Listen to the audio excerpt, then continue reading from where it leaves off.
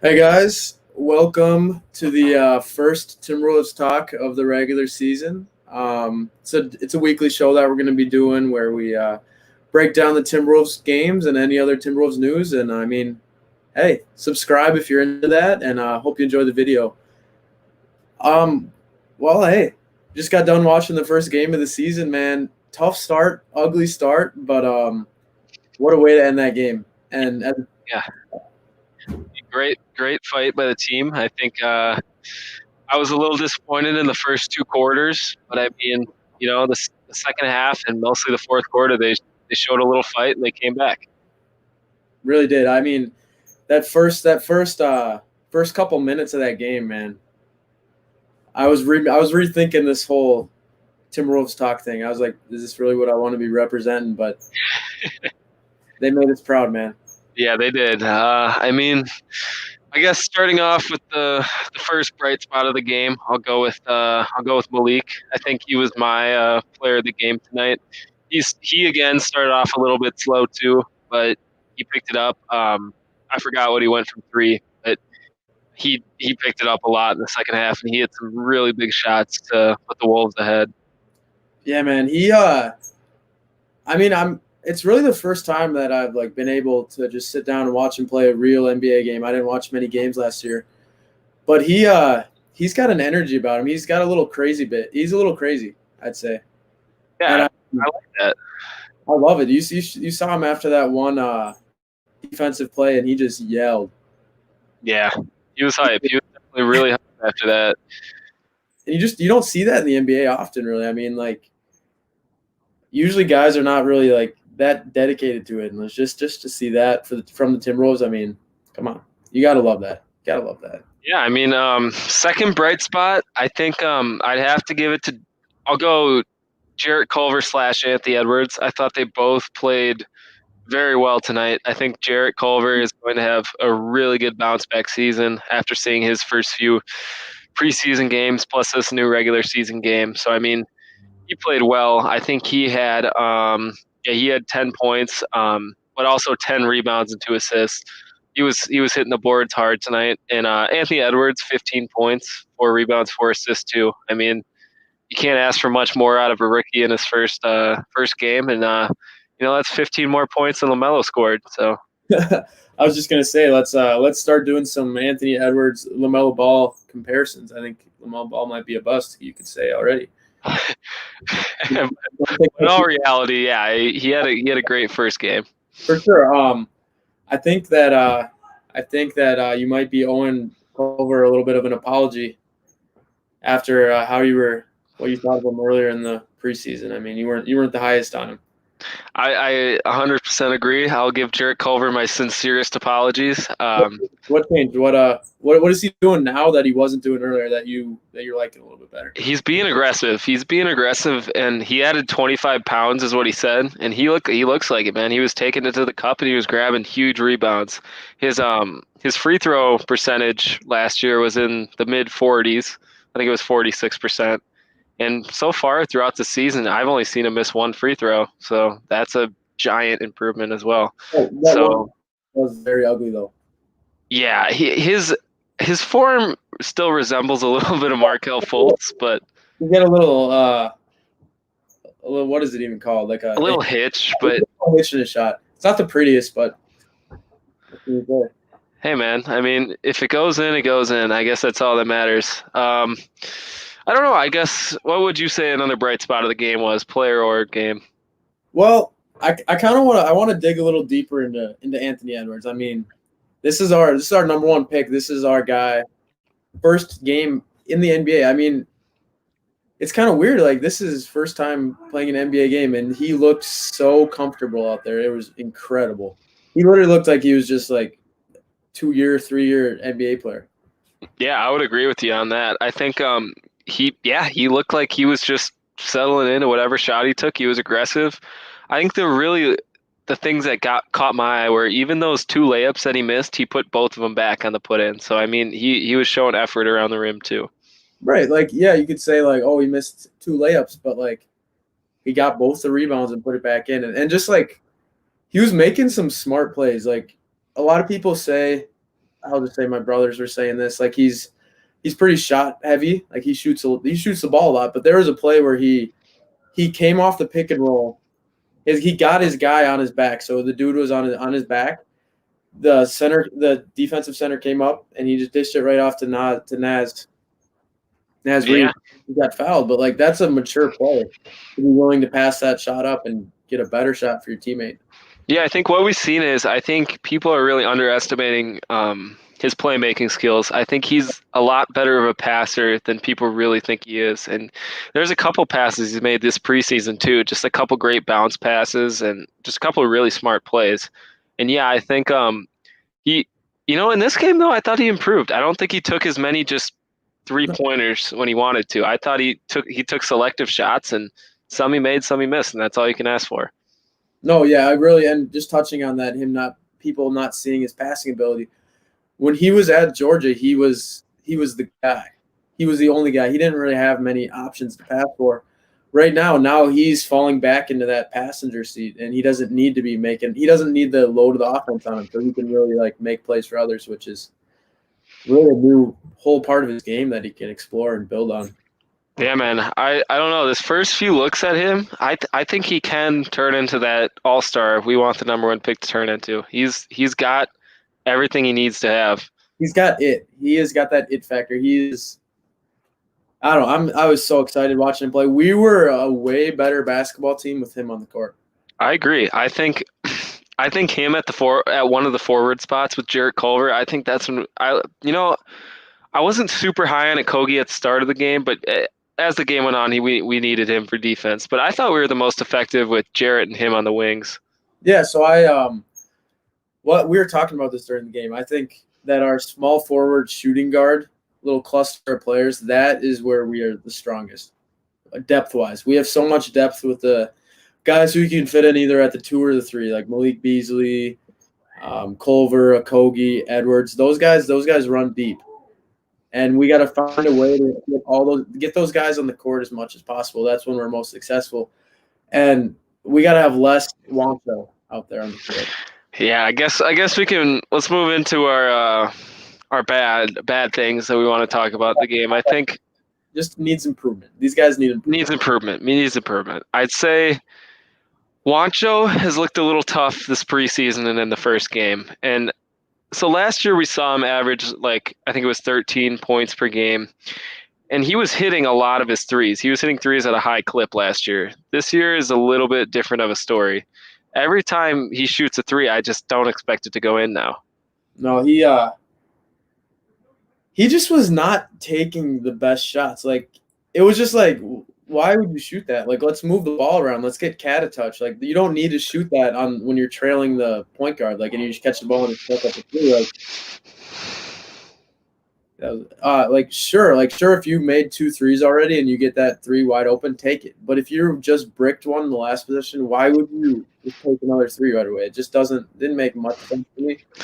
Yeah, I think that was just an issue in itself. Was I felt like there was too many possessions where we came down the court and just launched a 30-plus foot bomb that we just bricked.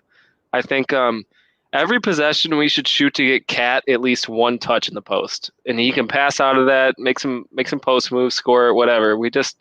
It sucks when you see like Ricky bringing up the court and pass one to Wancho in the corner, and he just chucks up a shot, and we don't get to see either DLO, Malik, or Cat even touch the ball. Yeah, I think every possession, one of those 3 guys at least has to touch the ball. If you're going from your 2 worst players on the court at the time, no offense to any of the guys, but Ricky and Wancho, if they're the only 2 players that touch the ball in the possession, that doesn't make any sense. You got to get the ball in the hands of your playmakers. Yeah, and I think I'd rather have at least DLO take a long 3 instead of Wancho on the first possession of the. I don't know. It seemed just too many times we settled for those long 3s right off the bounce. We didn't even run any picks, didn't run any plays. I mean, I don't know. I thought the other needed I would just say the power forward spot as a whole needs improvement, because I wasn't too fond of Lame in this game either. That's weird, because I feel like we just got rid of actually a guy we were talking about. I mean, Are there any good free agents? I heard Rondé Hollis Jefferson's a free agent. He might be a good fit on the team. I don't know. Yeah, he might be interested in playing, maybe. Well, in all reality, what do you think about the Rondé Hollis Jefferson cut? I don't know. Honestly, this game, I thought if we would have had Rondé in there for most of the game instead of like Wancho, I thought we could have won this game by a lot more, honestly. I just think Rondé is probably a better option than Wancho. And I mean, for Gerson, that'd be probably hard to, bite the bullet after you just pay Wancho a new contract. But I mean, I don't know. It just when we first made the Rondé Hollis Jefferson move to release him, I was pretty upset. And then I realized we might have just be opening up space for another player to come in through a trade. So I thought, we might be getting PJ Tucker, like one of the most solid power forwards in the league. He's a really good shooter for the Rockets. But, Gerson didn't get a move through, and I don't know. I felt like it bit us at some points in this game, especially on defense. Yeah, so what's the situation here? So can you like if we're like, hey Rondé, we want you back, what can we get him back? Like is he Yeah. We can sign him to a contract. So okay, so explain it to everyone because I'm not fully like aware of it. So what contract did he have? So Gerson originally gave him a training camp contract, and that contract is just it's one of those contracts that really doesn't mean anything. If you make the team, then you get that 1-year deal. If you don't make the team, then you don't make the team. Your training camp contract expires. But all Gerson did was just release Rondé. So we didn't give him that. We didn't give him the 1-year contract. We kind of just let him walk. Is the thing. So yeah, we didn't like cut him. We just like we don't want you. Like we could have signed him, but we didn't. Kind of. Yeah, we could have pretty much. We had a roster spot open for Rondé, but I don't know. So now we're looking at we have an open roster spot on our team, and Rondé is not on our team. Rondé is not on our team. No. Yeah, honestly, because we were so high on him after that preseason game. Like he was giving so much heart and so much effort out there. I just don't see why you wouldn't give him a shot. Yeah, I mean, I think us included, every Wolves fan was really mad when they heard Rondé wasn't going to get a contract. Which, the first preseason game he scored 17 points of like 6 of 6 shooting or something. I think he made every single shot he took. Yeah, I think it might have been the second game. Or second game. I mean, he brought a lot of energy, a lot of defense, and just a lot of efficient scoring, which I thought could have really helped us tonight.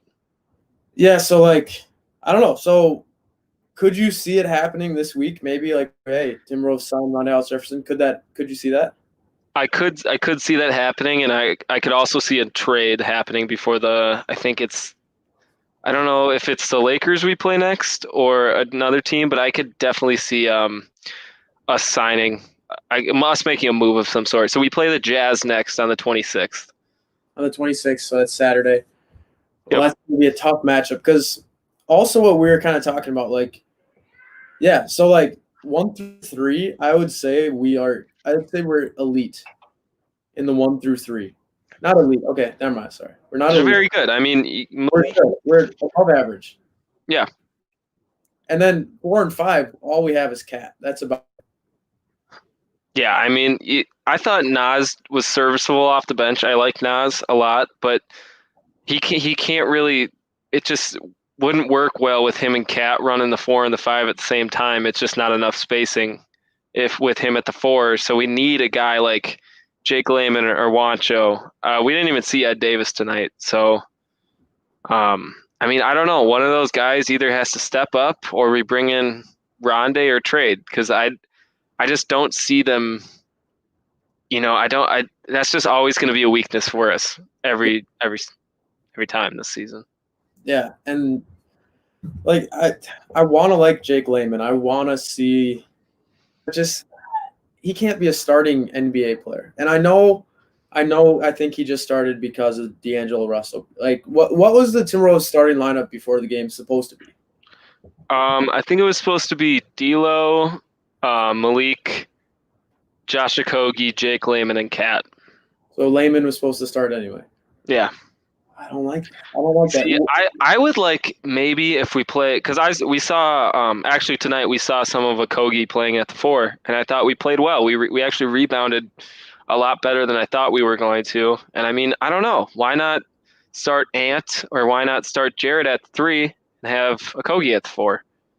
I think you got to go with Culver. I think you got to go. I think you got to give Culver the starting spot before you give Anthony Edwards the starting spot, just based off of seniority. I think you got to give it to. I mean, Culver. I mean, why not let him start at the 3? I mean, the guy had 10 rebounds. Like he could. Yeah. I don't know. I feel like. I don't know. At this point, I'm just not super high on Wancho or Jake Layman at the 4. But hey, I mean, they got a lot of time to prove it to us. But yeah, I agree. I think that when we have Malik, Anthony Edwards, and Culver on the court at the same time, I think that's when we're our best. And then you plug in DLO at the 1 and Cat at the 5. Yeah, I mean that could be the future lineup. I mean, I hate to because Okogie's been playing just fine. I mean, you can't really knock him for anything, but there's just other guys that are playing better. So I mean, yeah, and you can plug in Okogie at the 4 too. Yeah. Yeah, you can plug him in as well.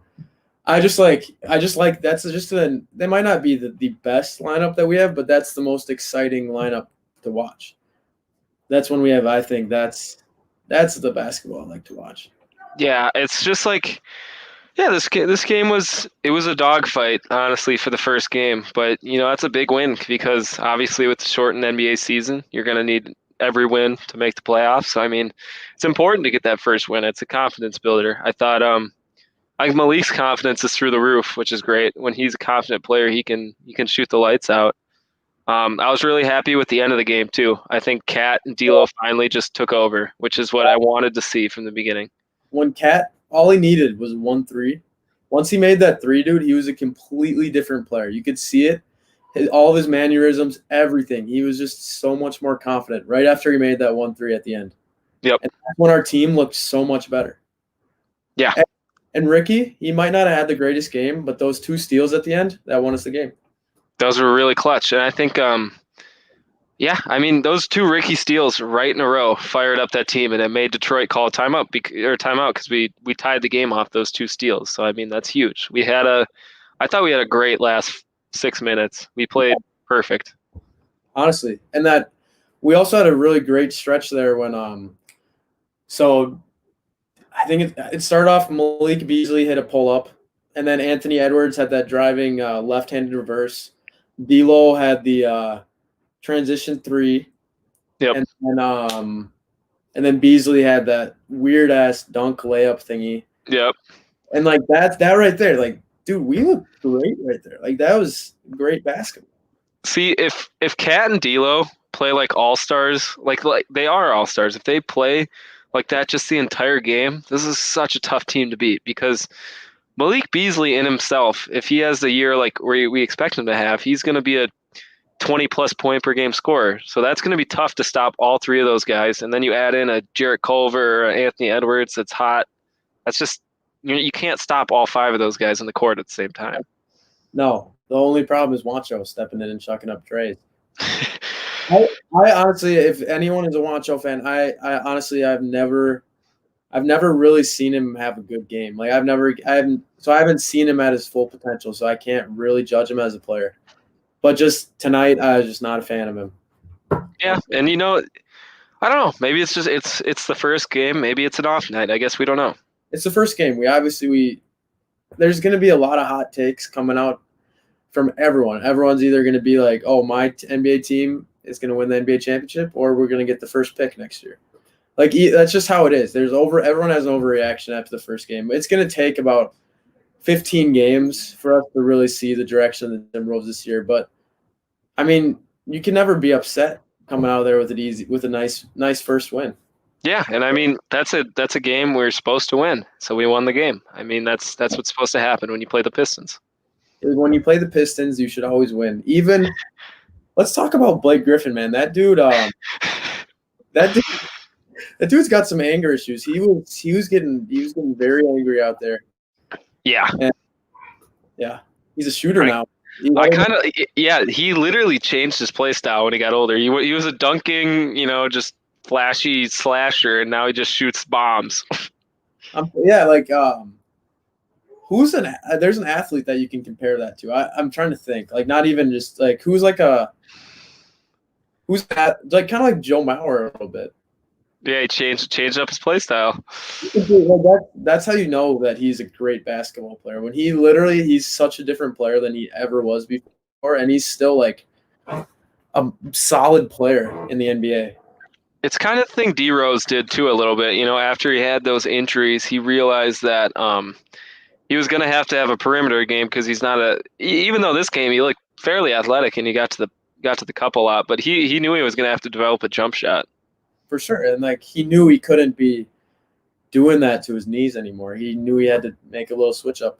And yeah, how old is he? He's over 30 years old, and you know, shout out to him. He had a really good game today. So no, I was gonna say that, man. Like he played a heck of a game, and he's so smart and he's such a good finisher, but he's so smart with everything that he does on the court. Yeah, he's got to be like one of the best veterans to have on your team. I think that's partially the reason that Timberwolves team was so successful with Jimmy Butler and stuff too. Having a veteran like that off the bench is just you can't like put any value on that. No, like you can put a value on players' points and all that stuff, but you can't really put a value on their experience and stuff. Yeah, for sure. So I think so it was a good game to build off of. I think there was things we did well. I think we played well when we had to play well. I think that's the first, positive emphasis of this game. I thought we actually took the ball to the paint really well today. We usually aren't like the biggest driving team, but I thought we scored a lot of points in the paint and we did it fairly efficiently.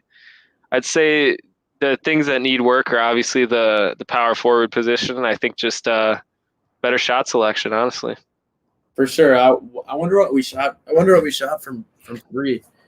Because it was probably brutal. It couldn't have been good, but like, see if you can shoot that bad from three and still win the game. Like, so we shot 11 of 41 from the 3-point line. That's 26.8%.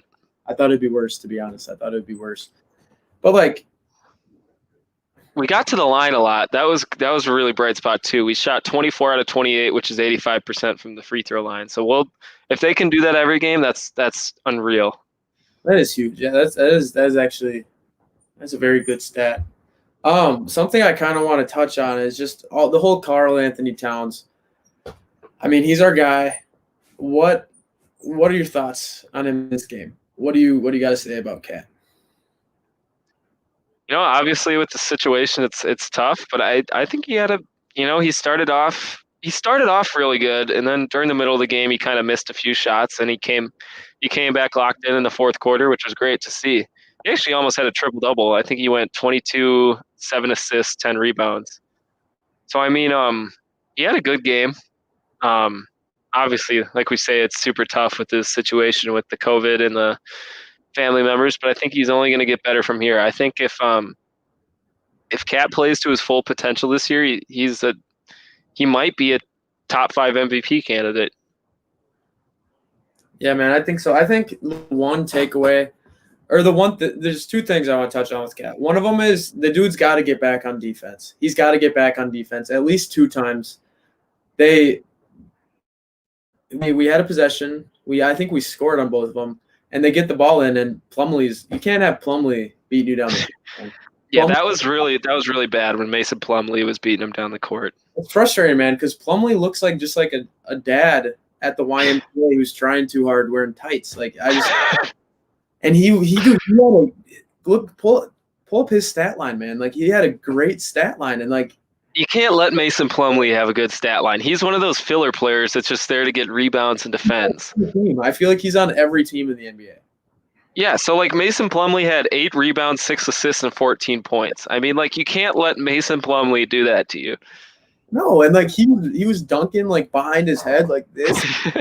Like, come on, man. And that's one thing Cat needs to work on. Another thing that I'd like to see offensively is we didn't really run many plays. I think a really solid offensive set would be enter the ball into the wing and then get it to Cat in the post.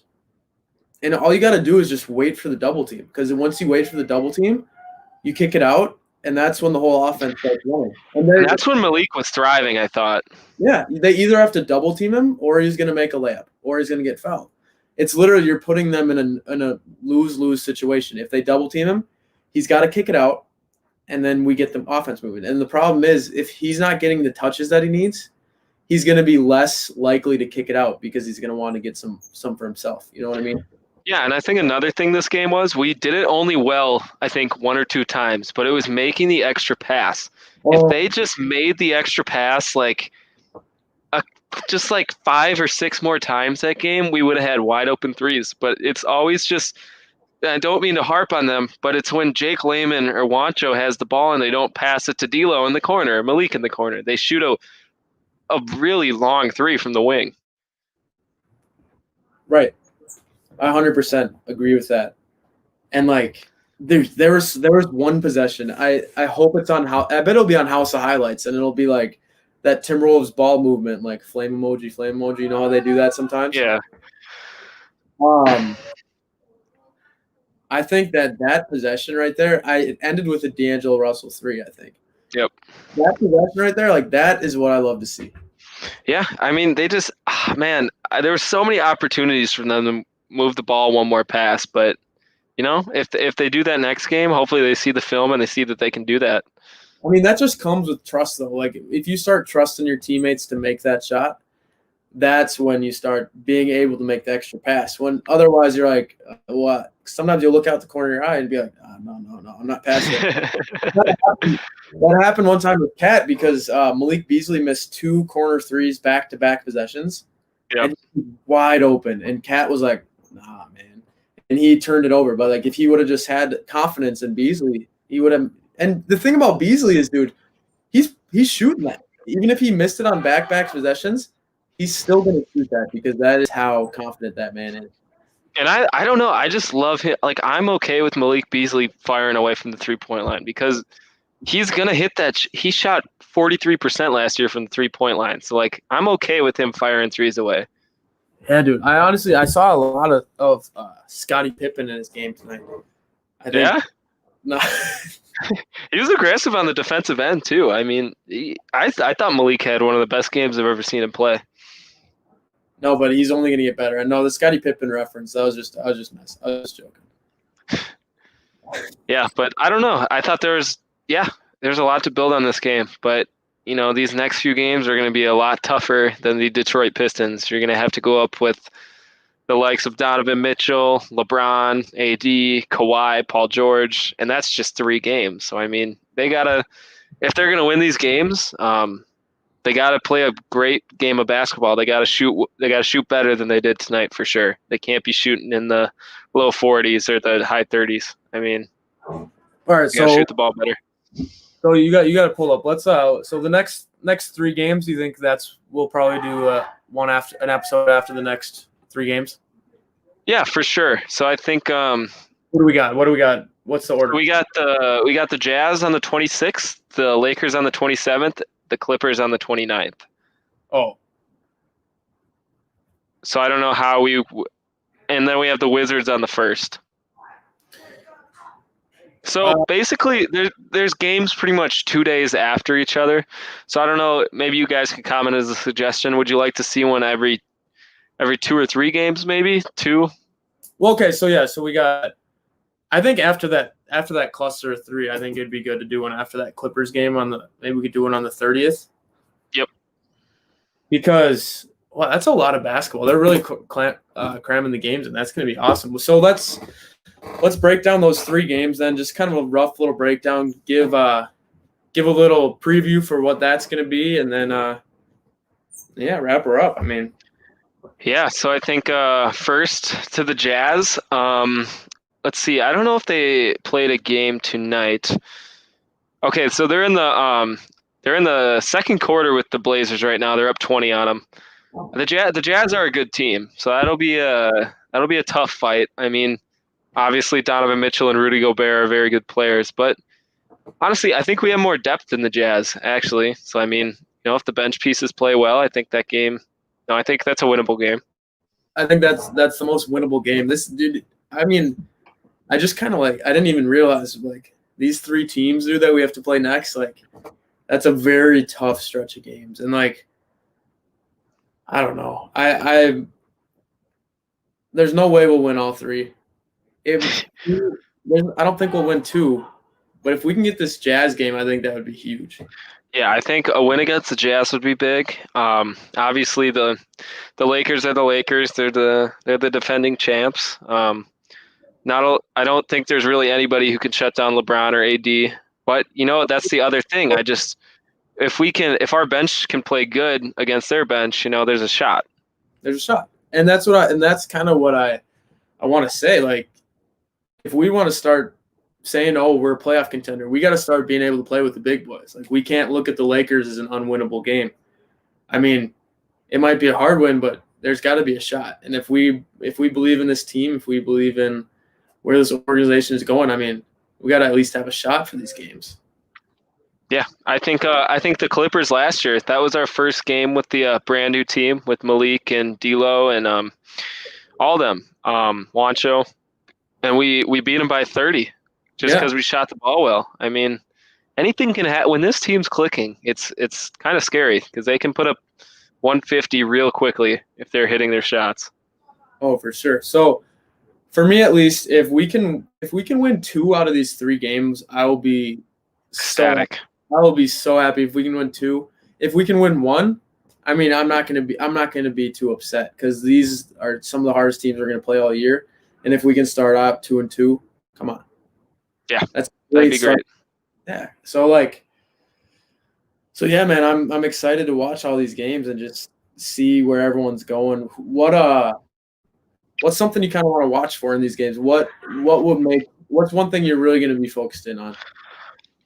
I don't know, man. I think if Cat dominates, then there's always a good chance we win this game with our backup pieces. I mean, if D'Lo is just that guy who can drop 25 and give you 10 assists with Cat doing his thing, I mean, I think Malik would do his thing too. I don't know. I think this team's very good. Yeah, so I'm really looking. I want to see what Anthony Edwards can do. I want to see if he can build on this game and if he can just consistently play like he did tonight. Hopefully, get a few more minutes, man. Like, yeah, that's another thing. I don't know. I thought he should have got a few more minutes than he did. I mean, yeah, but he's a rook. I mean, they obviously were really experimenting with a ton of different lineups. Like, they had so many weird lineups. They had that one lineup where it was just who was our 4? Cole, like, Beasley was our 4, I think. Yeah, we had Ricky, D'Lo, and then I think we had Naz. Yeah, that was a weird lineup. Naz or Naz?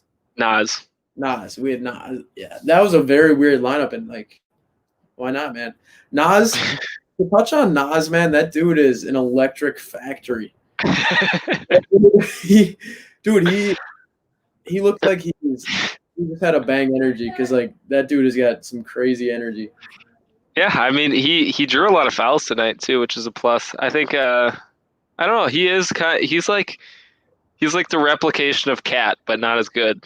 And small. He's a little smaller, isn't he? Yeah, it's like 6'9". Yeah. So, like, I don't know, man. I like Naz. I like Naz. Yeah. So that was a good Timberwolves talk. Great post-game coverage. And, I think, so if you guys don't know, we also have just a regular channel too where we post podcasts. So we'll have another podcast coming out on the 26th. And you guys can expect, will it be the 5th Timberwolves talk after the 3-game stretch? Yeah, so that'll be Timberwolves talk number 5 after the 3-game stretch.